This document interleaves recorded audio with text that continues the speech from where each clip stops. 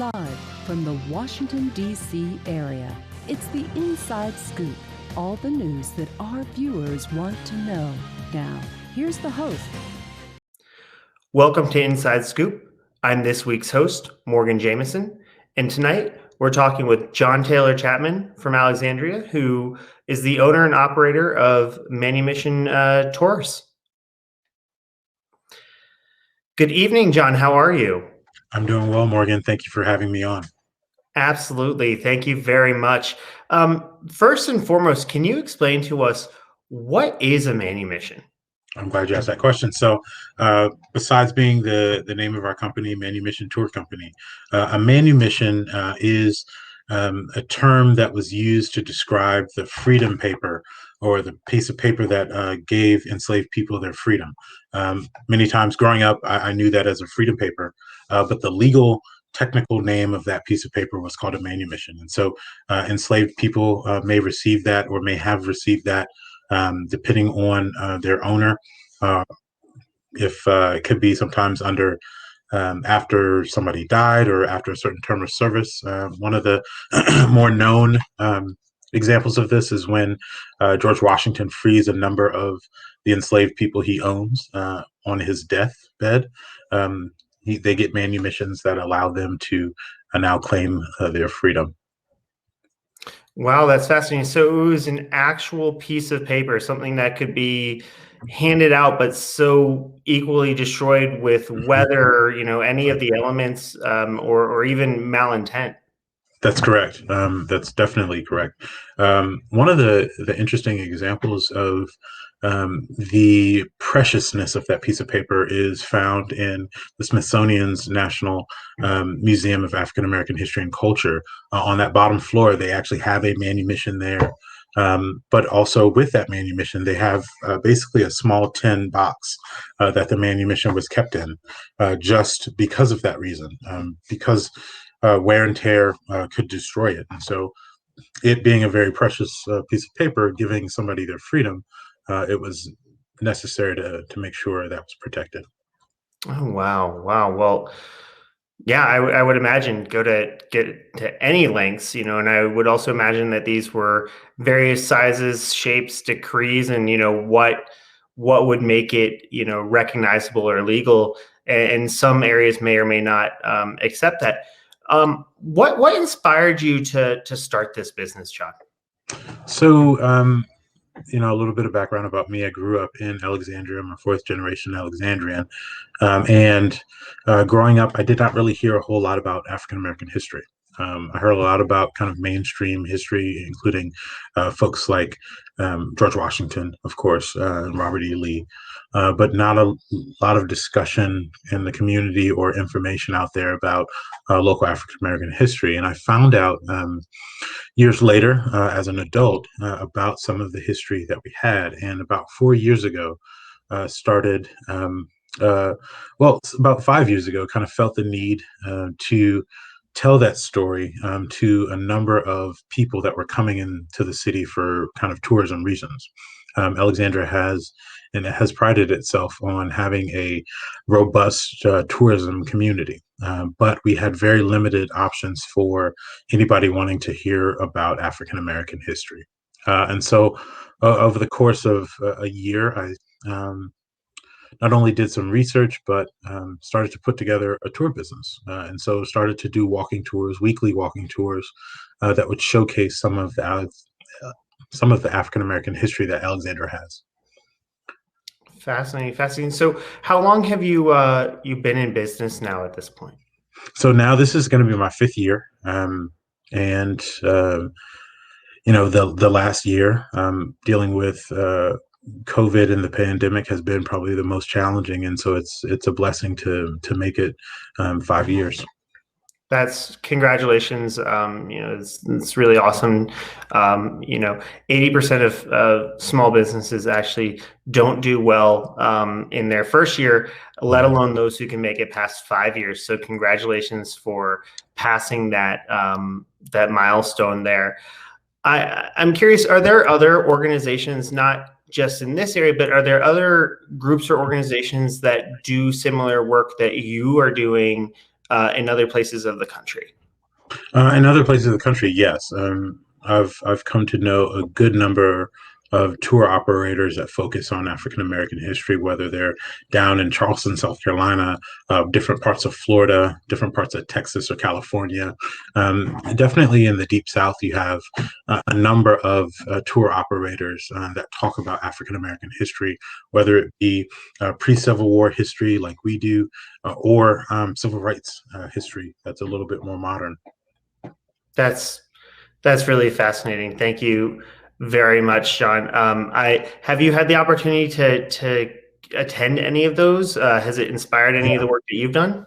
Yeah, so when I was first starting out, I went down on a trip to Charleston, South Carolina, and took advantage of kind of testing out a number of different tours down there that talked about pre-Civil War African American history, plantation history, and kind of the overall history of the city, just to get a better understanding of the type of information that people were interested in, as well as the different ways of talking about local history.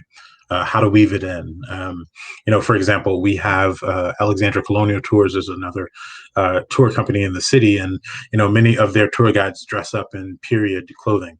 And so, little things like that, as you're figuring out what you want to bring to the market as a tour business, are kind of interesting to see how others do and kind of consider for yourself. And so that experience, coupled with taking tours in DC, was kind of integral in how and looking at how we set up as a company. Okay, so kind of looking for best practice opportunities and seeing things of that nature. Great.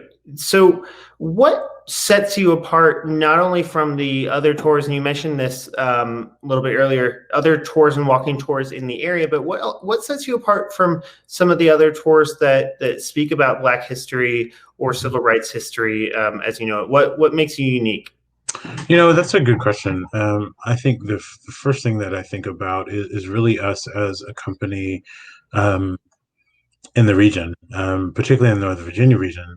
I don't know very many, if frankly any, tour companies that focus on African American history and conduct regular walking tours. We make sure that as a kind of focus of our business, that our tours are regular ones, that if you are in town for a certain amount of time, you'll come across us. I have found in other areas, even in our city, you have individuals that have the expertise and the knowledge to give African American history tours, but those tours are not regular. They are sometimes custom, only for certain groups, only for certain times, and they are not kind of the tour that your average tourist might run into or come across. And so that's why we wanted to make sure that we had a regular offering for people inside and outside of the city. And then what you'll find for us as well, and that separates us, is that all of our tour options are kind of carefully handcrafted and researched by local historians and kind of history geeks as well, like myself. And so you're not finding that we're going to pull out kind of very well-known stories. We like to find those kind of stories that are off the beaten path, information that people may not already know. And we pride ourselves on that piece, so that, if you are an Alexandria resident, even if you've been here for generations, you might hear something on our tour that you've never heard before, a story or a site that we might stop at that you might not know the history of already. And so making sure that we are very careful about how we bring certain information to the market and to our tours is really, I think, what sets us apart and makes our tours unique and special. Absolutely, absolutely. So where have you been able to do this research to find the information on some of these unique things that you like to highlight and bring to light? I think it's fascinating that it's not always just the plaque on the side of the building or the side of the road that can be spoken about, but it's also sometimes, if you do speak about those things, adding to the story and giving a little bit more nuance and background to just the 180 characters on the sign, or what have you. Where have you found to be a fantastic resource for you? So the best and biggest resource for us has been Alexandria's library system, particularly the Barrett Library, which houses Alexandria's special collections. And that special collections kind of dates back to information from the 18 and 1700s. And so we've been able to kind of dig in, whether it be information about certain businesses, information about census data, information about actually one of the key things that we look at are some of the doctoral thesis that will actually come across folks who are actually going after their doctorate in history have written great papers about pre-Civil War Alexandria and kind of the history of the slave trade there, or what Alexandria would have looked like for free blacks in a particular time pre-Civil War. And so being able to see that we have quality information from folks that have a passion for history and a passion for getting that right has been key for us. And being able to, like you said, flesh out some of the stories and kind of step beyond that signage and be able to tell a wholesome story about Alexandria that actually connects with what people are seeing now, and being able to kind of answer questions for people once they see or hear some of our stories. I think that's the part that I have the most pride about. It's not just being able to recite a story over and over again for people, but actually being able to answer questions and connect the dots for a number of our participants. Yeah, I would imagine that that's really helpful for those, to be able to really see that full picture. Now, Manumission Tour Company focuses on stories of Manumission. Have you ever considered expanding, or if I'm, ruining any insider traits here, but would you ever consider, talking about Black history in general, or having some other focus areas as it relates to Black history in Alexandria, apart from Manumissions, or what have you given any thought there on that aspect, or more importantly, why are you just doing Manumissions at this point? So right now, our focus has started to grow. I would say when we first started with our first tour, we wanted to give kind of a general history of African American experience pre-Civil War.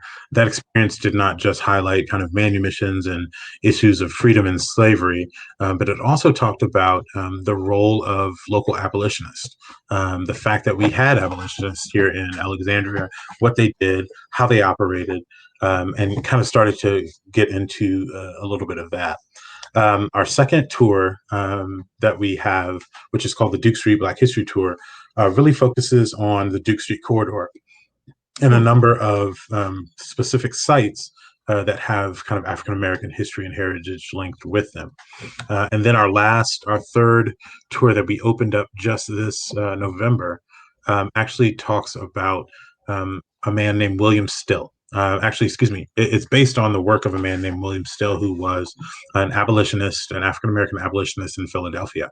And he is known by many historians as like the kind of the grandfather or godfather of the Underground Railroad, because he was an integral part of the Philadelphia Vigilance Committee as their secretary. And as their secretary, he wrote down the stories of a number of individuals that ran away to Philadelphia, ran away finding freedom in Philadelphia. And when I say a number of people, I mean to the tune of over 650 stories of individuals. And so our latest tour talks about him, because out of that 650 plus stories that he has written down or had written down, we had about 20 that were from individuals in Alexandria, meaning that we know that we had at least 20 people escape on the Underground Railroad from Alexandria. And so we tell their stories and highlight certain homes and businesses in Old Town, as they were sites where a number of these individuals were either enslaved or ran away from.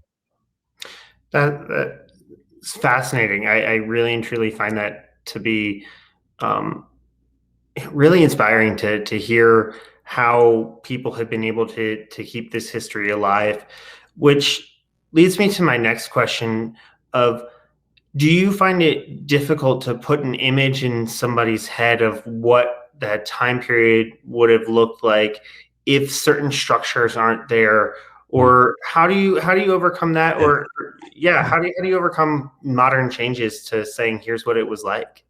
And it actually, I'm glad you asked that question because a little bit of the answer has to go back to the earlier question about kind of, the best place for resources. Again, the special collections section in Alexandria, that library has a number of older pictures that we were able to collect. And then we put those in a binder and show to the participants in our tours. So we're able to make up for those gaps, as you mentioned, in terms of sites or individuals, and be able to show a portrait of an abolitionist or a runaway ad for somebody who has run away from Alexandria, or certain buildings. So, for example, there was at one time in the 1830s, Alexandria was one of the largest localities in all of the United States for refining sugar. Um, and they were a major exporter of sugar to Britain. And the city had a number of huge sugar houses. One would have been in the 200 block of North Washington Street. There's no longer that building there now. And so we were lucky enough to find a picture of it, and we're able to show that to individuals on our tour. Reason we show that to individuals on our tour is because it is an example of some of this pre-Civil War industry that Alexandria had that would have used enslaved people. And we know the owner of the sugar company, Hoffman, actually ends up manumitting the individuals that work for the business after his business goes under. So he ends up manumitting about 8 people. And as part of that, we're able to then tell about the story of those individuals as well. And so being able to fill in those gaps when the landscape has changed, I think is a something that is really so necessary because we really don't want folks to walk away not really understanding the stories and what Alexandria looked like back in those days. And so the beauty of having a special collections section in our library has been very fruitful for our company. Okay. And John, you mentioned, being able to connect with folks. Have you ever been able to connect with or glean stories or share stories with descendants of folks who have been manumitted, or any of the abolitionists that you mentioned in your stories? Have you ever been able to connect with any of their family members? So interestingly enough, not necessarily abolitionist families or descendants, but we did have maybe about 3 years ago now. I did have a group, a family reunion that came to Alexandria, and they wanted to take my tour, and they took the Duke Street African American History Tour. And as I was finishing up with them, they kind of told me the reason that they had singled out my company to take them on this tour was because um, in tracking their family genealogy, they had come to the fact that some of their ancestors had gone through the slave trading company in Alexandria. It's now known as the Freedom House Museum, but 1315 Duke Street was the former location of Franklin and Armfeld's trading company, slave trading office. And that was in the 1850s. One of the largest slave trading companies in all of the United States. To give you a quick kind of piece of history, they were making what in our dollars would be roughly $1 billion a year, trading slaves down to the South, buying and selling them as well. Wow. Wow, it's really hard to fathom. It really is. Have you seen an increase in demand, or what type of demand has the newest Smithsonian right across from the river brought to your business and the community at large who tells these stories and keeps them alive for people? So I'm glad you asked that question because when we first opened up in 2016, that was roughly about the same time Smithsonian was getting rolling, and so there was a lot of energy around African American tourism, heritage tourism, excuse me, and so. Right around that time, also, you had a new exhibit at George Washington's Mount Vernon that focused on the lives of the enslaved people as well. And so, as I told a number of people, there was frankly a little corridor of history that you could kind of take yourself down. You could, if you had a family or you were here for out of town, you could visit the Smithsonian, head into Alexandria, take my tour, see some of the African American history sites, and then head on down Washington Street into the GW Parkway and make it all the way to Mount Vernon, where you could experience Mount Vernon as well as dig into the history of the enslaved people there. And so there was definitely in 2016, and it's kept up over the years, a lot of energy about African American tourism. Last year, even though we did have a pandemic, with some of the social turmoil we had and the discussions around the Black Lives Matter, as well as some of the other kind of conversations about social justice. And then, if you remember the kind of energy around creating Juneteenth as a real holiday, we had a lot of uptick in business because people kind of wanted to find out more. It's great to know kind of general African American history, but if you have history in your own backyard that you haven't dug into, that became a problem for people. So they wanted to make sure that they knew that local Black history. That is fantastic, John. I love hearing this story about how everything is so interconnected, but more so how, from the beginning of this segment, you saying that you were inspired to do this because it wasn't there and you wanted to step in and fill a space. And I think that that's quite, a lasting labor of love from where this sounds like it comes from. So thank you very much for sharing this story with people. Real quick, we have a few minutes before we have to get to a break. How do people go about signing up or learning more about, what's your frequency? Tell people how they can contact you. Absolutely. So we of course have a website, manumissiontours.com. You can go there, find out a little bit more about the company, also register for a tour, find out about our tours. You can also take, starting, I believe next week, we'll have some more information about virtual tours and videos that you can take and watch. We also are on Instagram. You can follow and see some shots from some of the tours, as well as Facebook and Twitter, where we talk about not only some of the history that we cover in our tours, but current goings on in the cultural heritage world. And so feel free to check us out on our website and reach out to me if you have any questions about local Black history. Outside of some of the tours, we do also offer presentations. And of course, we're like everybody, we're trying to get into the virtual space. And so we're looking at virtual tours as well. Absolutely. So what to you would be a prime group of people? Who do you think would benefit the most from participating in one of your tours? That's a great question. We've been able to attract a large swath of individuals, all types of people. Of course, students, particularly students that are in middle or high school, talking to them about the local examples of the history that they're learning, I think is key.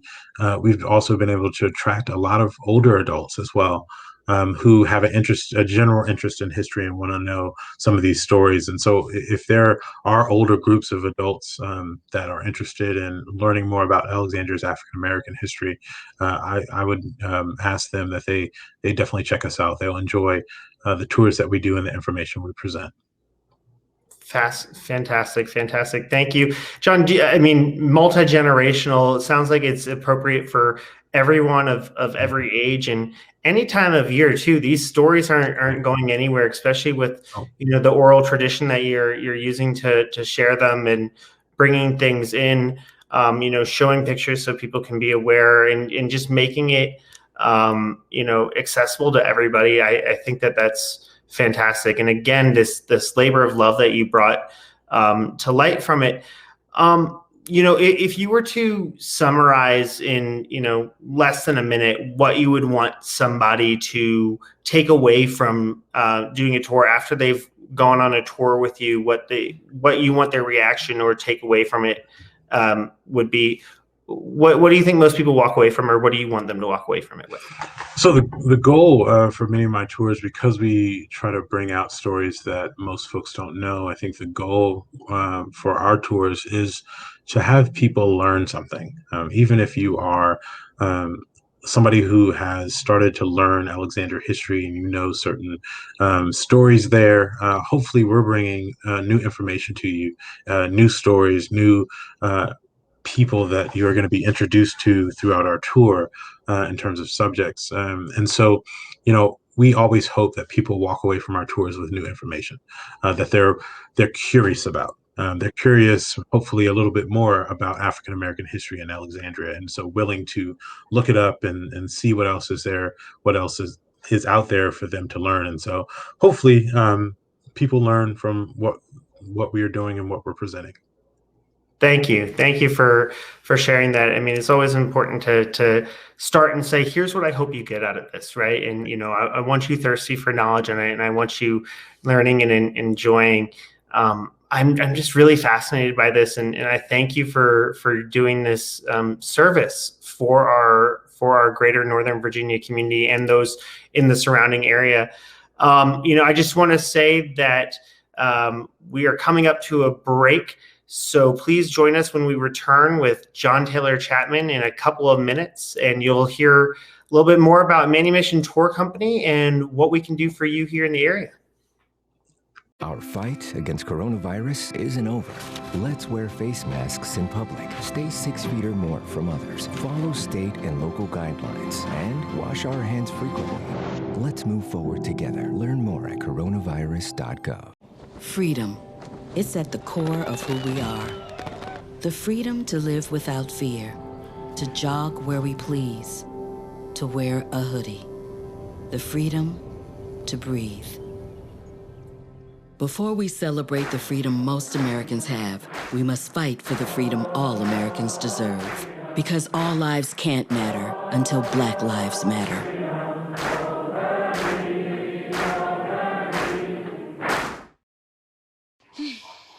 So how was work? It was 1,300 hours. My math class from 302 was in the trenches. Davy Roth had it the worst. Fractions were coming at him left and right. He just didn't get the damn things. 2 days ago, I tried to teach him what 1/4 of 1/2 was using different sizes of blocks. Yesterday, I tried again by dividing up pizza. Both missions failed. Oh no. But today, I was ready. I created a combat math game where the only way to beat the enemy is to out-fraction them. Davy conquered every last denominator. My game was so successful, the principal is deploying it to math squadrons all over the school. Anywho, how was your day? Oh, today my boss treated the office to salad wraps. Salad wraps. I know. Caitlin, be serious. No, take the oath. Come on. I'm totally taking this seriously. Okay, I'm ready. You may begin. I pledge that I will never meet in person with anyone I first met online without checking with my parent or guardian. And And furthermore, if my parent or guardian agrees to the meeting, it will be in a public place, and my parent or guardian must come along. Do you pinky swear? I do. When you teach your kids about internet safety, they'll pass it on. For more information, go to cableclicksmart.org. If doctors, nurses, and grocery store clerks can wear a mask for 10 or 12-hour shifts, you can wear a mask for an hour or less when you go to the store.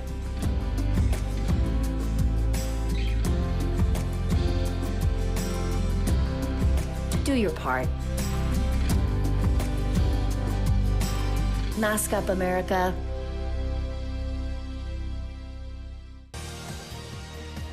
We're back to the Inside Scoop.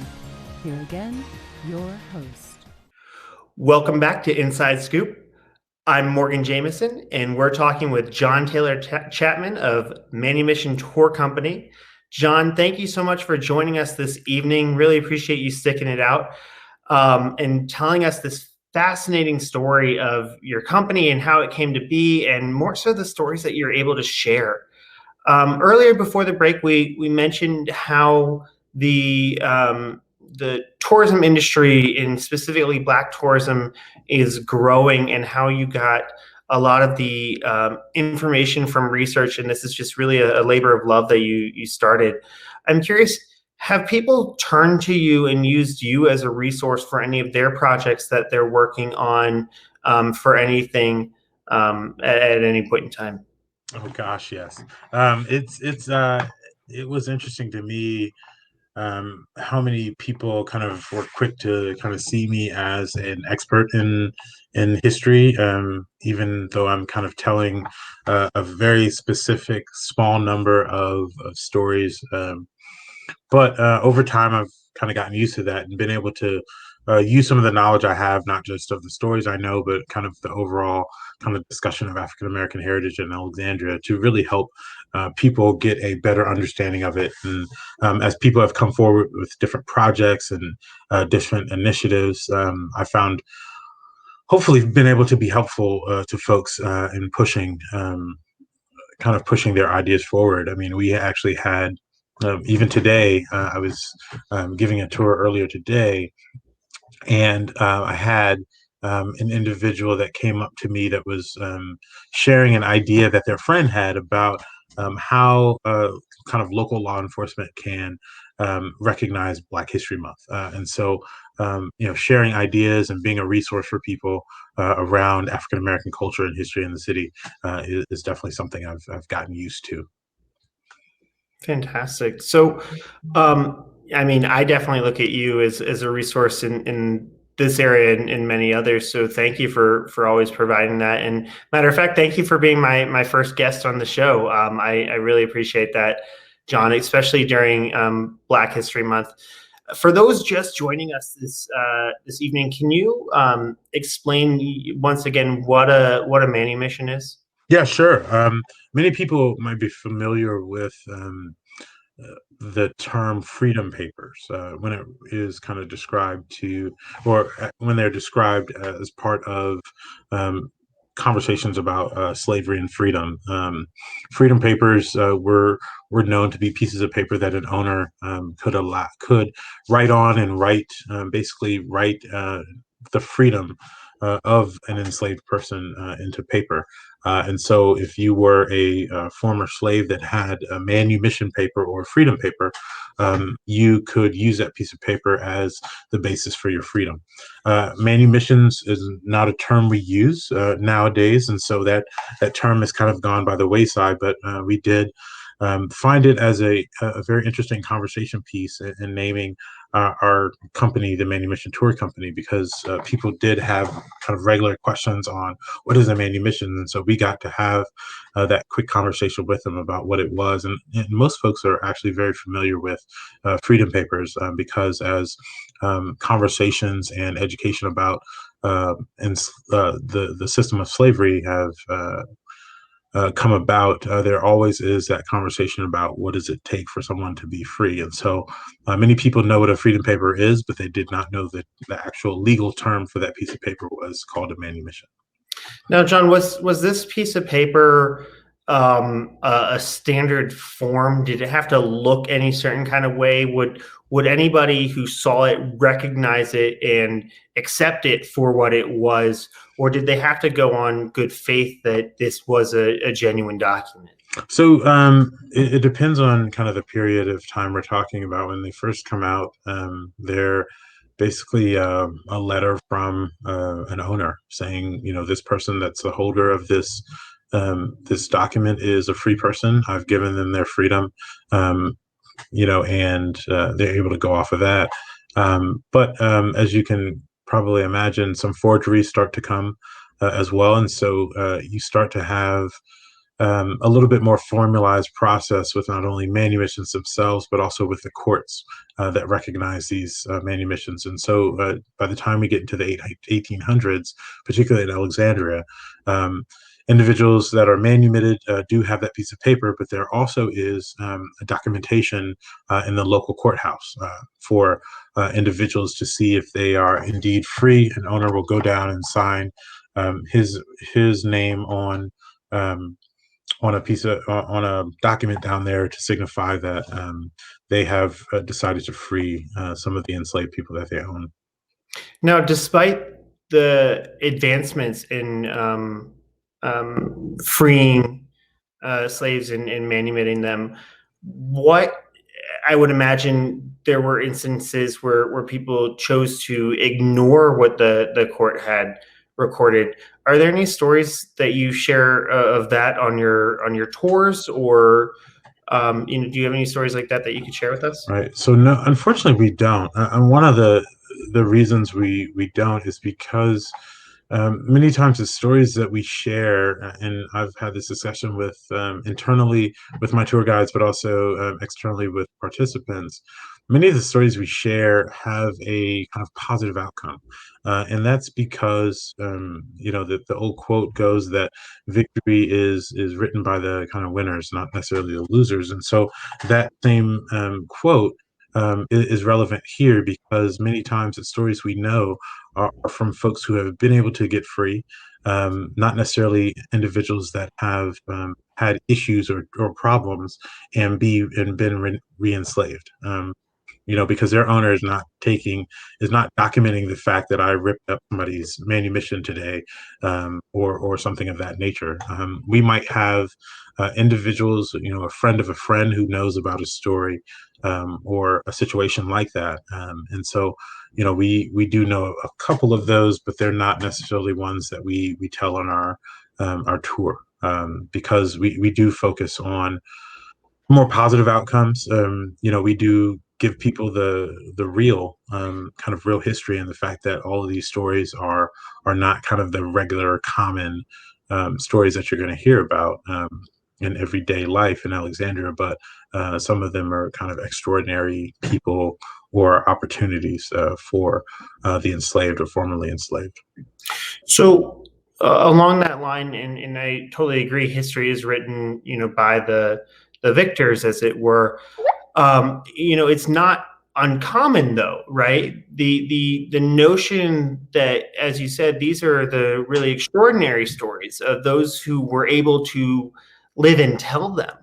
So, to that end, I think it's even more of a highlight of why you should be, and why you are, talking about what you talk about, because it does come from that place of, for every story we have here, there's the potential that there were so many other could have beens. Oh, absolutely. Yeah. What are some other unique things that people might learn on your tours about their preconceived notion of what slavery may have looked like, or the experience of slavery for individuals? Right. So one of the particular things that I like to highlight for a number of participants is kind of what Alexandria would have looked like in the 1840s and 1850s. Census data tells us that Alexandria's African population is going to hover in 1830 around maybe 24%. But interestingly enough, of that 24%, you have close to a 50-50 split between enslaved people as well as free people. And so there are a number of free people in the city of Alexandria in the 1830s and 40s. And what that does for kind of the culture and the community is that you're going to have free people with a little bit of opportunity to move about the city, but in particular neighborhoods, of course, but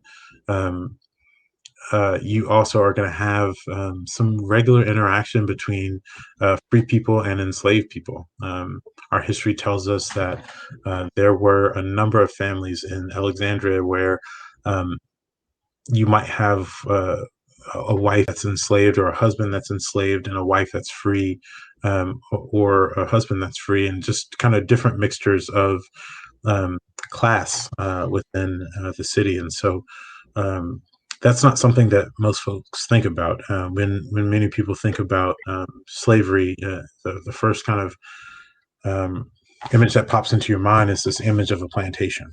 And Alexandria, as you know, it is far from that, particularly the Old Town section of Alexandria, very much urban, very much a industrial and commercial city in the 1830s and 40s. And so you do have a different vibe, as it were, for enslaved people and free people as well.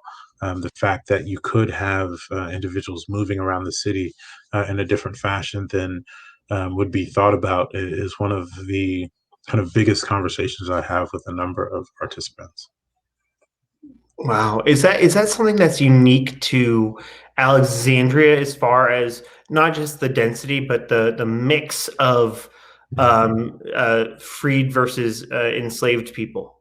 So in our region, it is unique, but I don't think it's unique as you look at the different urban areas, particularly in the north, as it were. Alexandria is very close to DC, and DC and Northern Virginia has always been much more progressive than other parts of Virginia. And so you do have a different mix, a different vibe, some different laws around movement of African Americans in the city. So yeah, I think you folks would find it unique for the region. I don't think if you took a view of each of the urban areas within early urban areas within the nation, you would see that uniqueness shine bright, or as bright as you would if you just kind of looked at what the region looked like in those times. Okay. Okay. Wow. So, what's your favorite story that you get to tell while you're giving the tours? What does that look like for you? So I've got a couple that I like to tell, and let me try to think. Which you've been on one of my tours. I'm trying to think. Which tour did you go on, if you remember? Because I want to tell you something that you may not know. Oh goodness! Not just your unit, not just yeah. So universe. the tour that I went on with you, John, we started at the library and Okay. we walked past the sugar house. So got it. Yeah. All right. So one of the interesting stories is the next time you're down in Alexandria, or you take Duke Street and you go by the Whole Foods on Duke Street near King Street Metro. Across from it is an older looking home. It's actually a real estate office, and right next to the real estate office is a bronze statue of two women. They're the Edmondson sisters, and the Edmondson sisters, Emily and Mary, were enslaved people in the area in the 1830s, and excuse me, the early 1850s. And as it were, they were part of one of the largest coordinated slave escapes, and it was actually called the Escape of the Pearl. The Pearl was a ship. They had these enslaved people had been able to talk somebody into getting and sailing down the Potomac, and so about 77 slaves in the dead of the night boarded the ship, and they took off down the Potomac. Unfortunately, they were spotted several miles down the Potomac, and a number of actually 2 steamboats were sent after them, caught up to them, pulled them back to actually the shore of Alexandria's waterfront, where they offloaded all of these runaways into the hands of kind of local law enforcement. And so you had 77 enslaved people taken off a boat and actually split up into different slave jails, basically, across the region, because slave jails weren't big enough to hold all 77. So you had to split folks up. And so the Edmondson sisters ended up staying in the Bruin Negro Slave Jail, which was on Duke Street, in the house that is still there across from the Whole Foods. It's been there since that building has been there since the 1800s. And so as these 2 women were in the Bruin Negro Slave Jail, the slave jails operate a lot differently from jails that we have now, and they're solely based on cash bail, meaning that if a family is able to get up enough money to get the runaway out, there's a strong possibility they can do that. But there's definitely the possibility that if the family's not able to raise enough money to bail somebody out, those individuals can be sold to slave traders and then re-enslaved.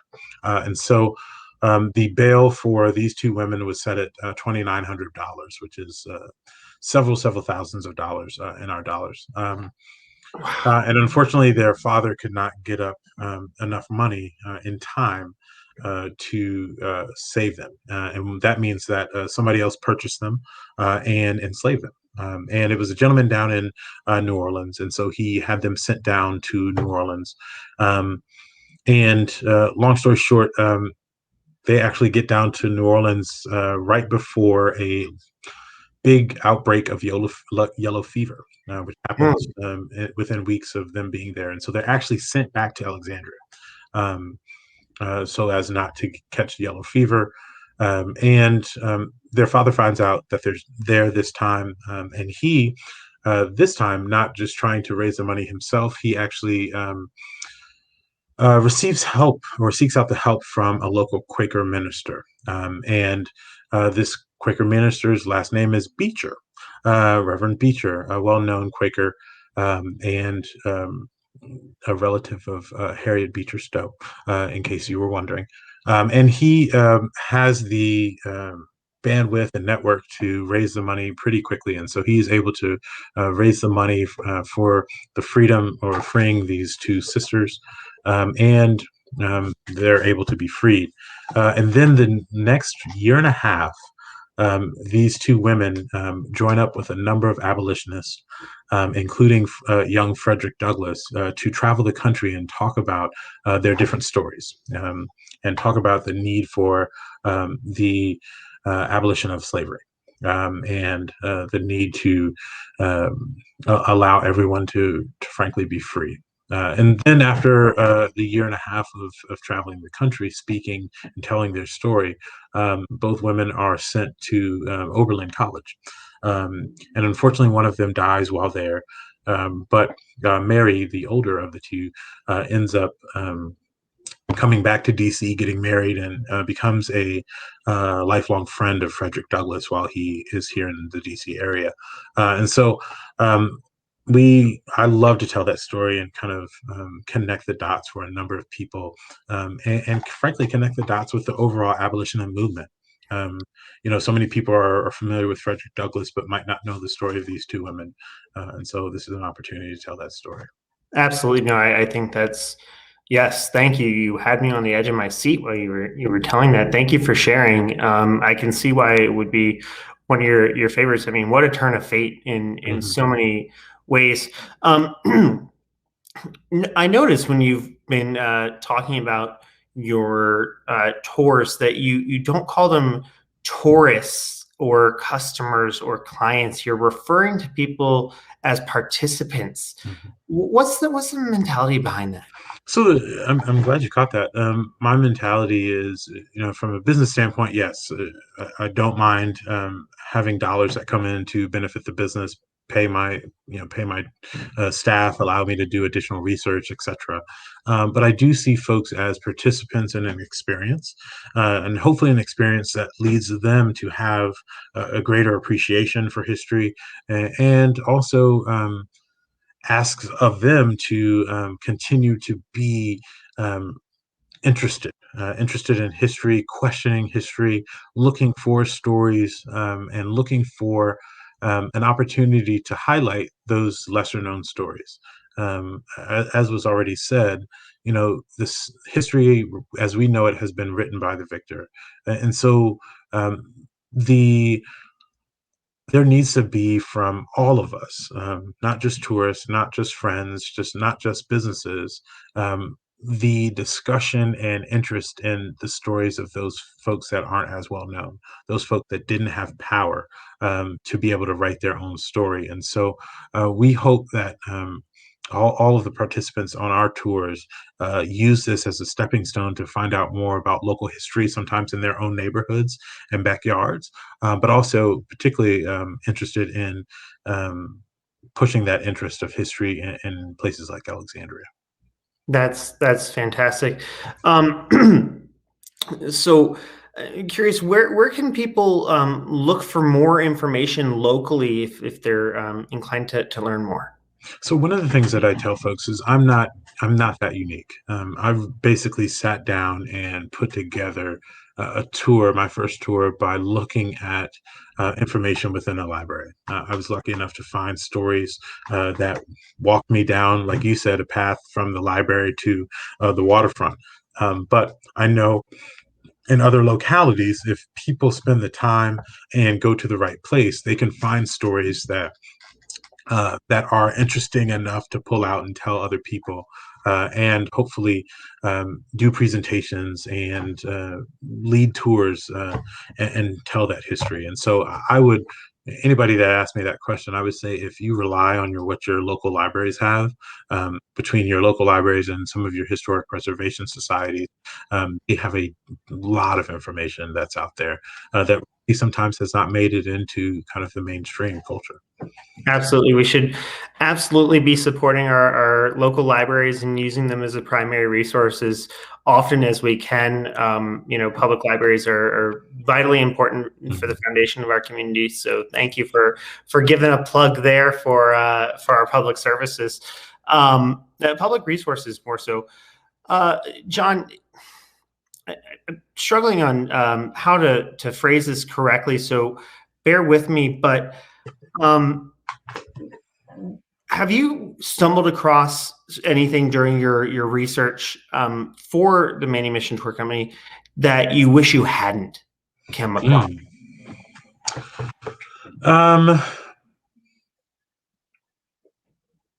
So I think, for me, it's I don't know if there's, so I'm just, yeah. So the way I would answer that is I don't think I've stumbled across anything I wish I wouldn't, because I think all history, bad and good, needs to kind of come to the light.